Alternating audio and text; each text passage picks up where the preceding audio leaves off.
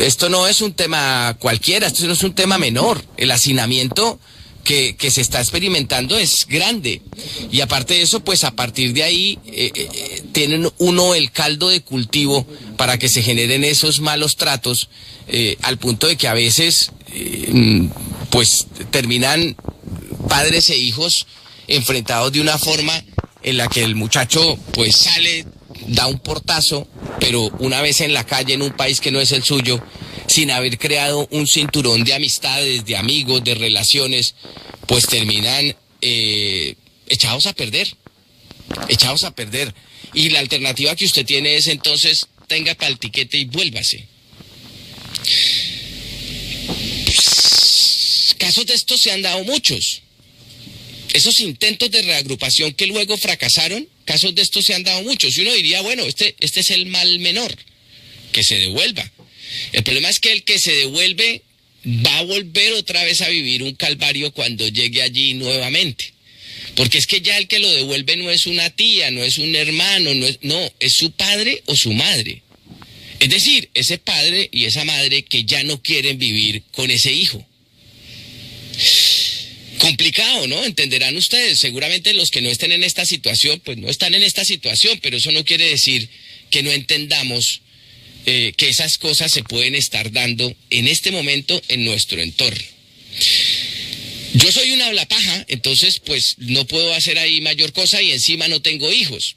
Yo lo único que hago es recoger lo que encuentro en mi vida, en las experiencias cotidianas, y ponerlas a consideración de ustedes, y considero que me parecen como interesantes de que estas cosas se hablen.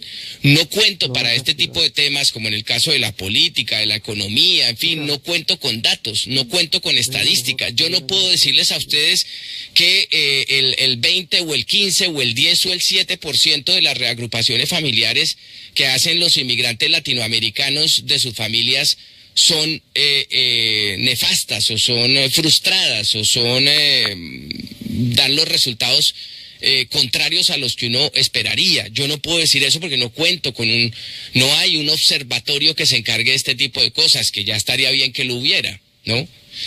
Pero lo que sí les puedo decir es que la mejor encuesta que uno hace es cuando va a la calle y cuando habla con la gente. Y cuando habla con la gente, y cuando la gente lo llama a uno, y cuando la gente le manda un mensaje, y cuando la gente le cuenta cosas, y cuando la gente va sacando y va soltando cosas, y tanto padres como hijos. Que esto no es una versión solamente de una de las partes, tanto padres como hijos. Y eso para no meternos con otro tema, porque ustedes saben que yo vengo diciendo hace mucho rato que estamos inaugurando la España de los tíos y las tías, ¿se acuerdan? Que eso lo hemos dicho aquí varias veces. Eso para no hablar de la relación entre tíos, tías con sobrinos, sobrinas. ¿Sí? Que es también una cosa muy seria, que inclusive ha sido motivo para que el resto de la familia se parta. Entonces, ¿qué hacer? O sea, la alternativa es buscar culpables. Yo no creo. Yo creo que la alternativa, inicialmente, si existe alguna, la alternativa puede ser buscar el diálogo, a como dé lugar. La alternativa puede ser buscar el diálogo. Por eso yo no quiero decir mucho sobre esto, además de lo que se ha dicho, sino que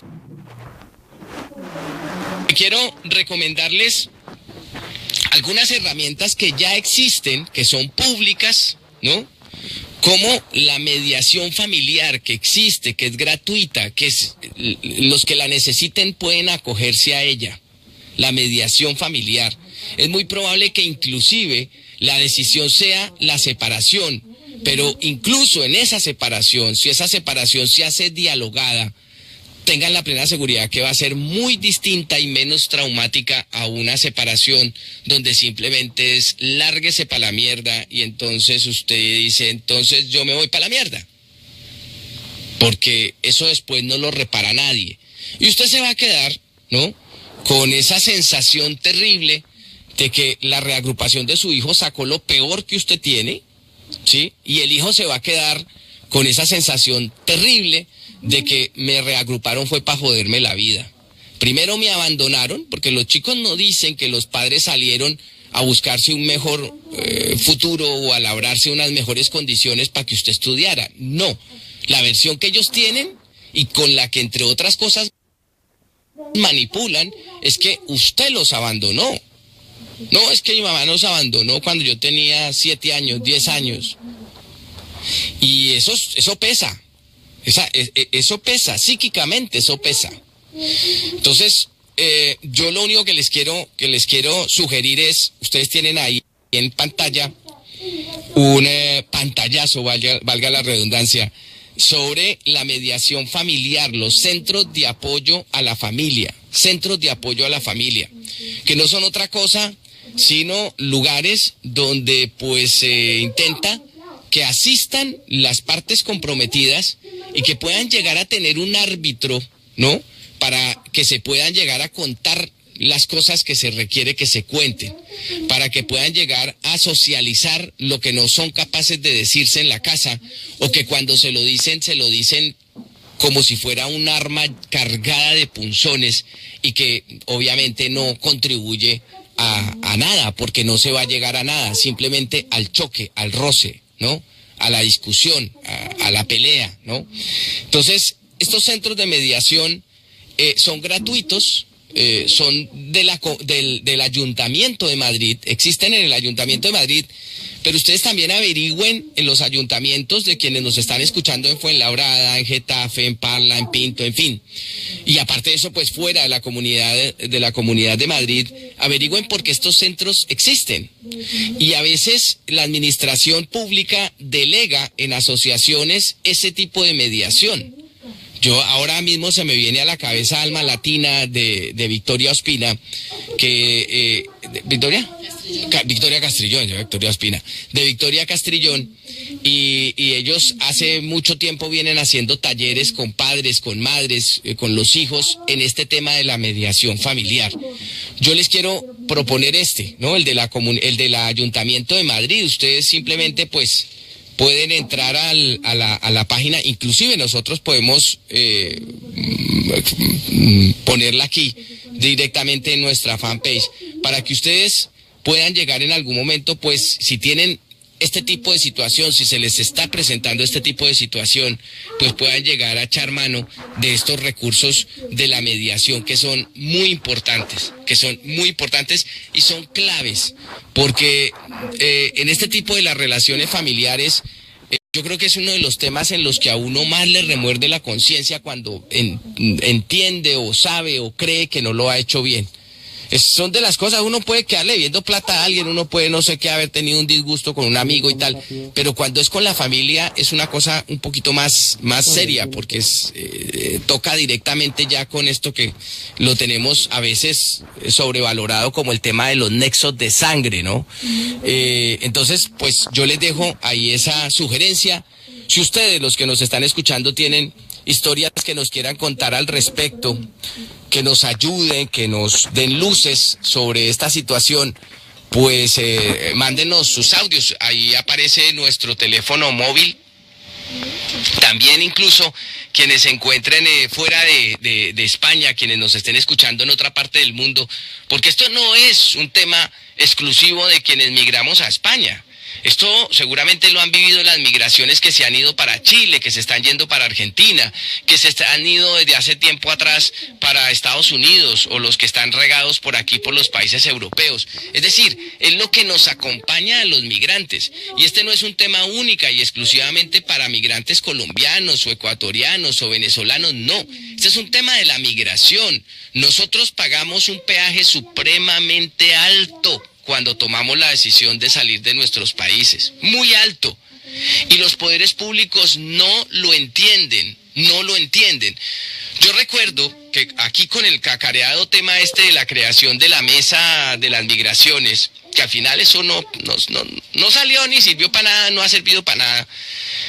Esa mesa de las migraciones del gobierno colombiano, nos pusieron a trabajar. Bueno, hagan propuestas, y como a mí me gusta eso, pues dentro de las propuestas que se presentaron era eso precisamente, crear una asesoría a las familias que estén en este momento pensando en una reagrupación familiar para que tanto allí como aquí haya la posibilidad de un asesoramiento psicológico, de una orientación, porque con toda seguridad ese tema de la reagrupación tendrá que tener algunas claves donde, como cuando uno monta un negocio, y perdónenme el símil, ¿no?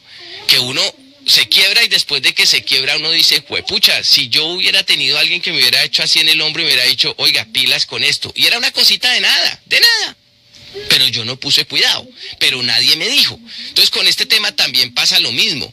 Hay claves, tiene que haber claves para que las reagrupaciones sean exitosas.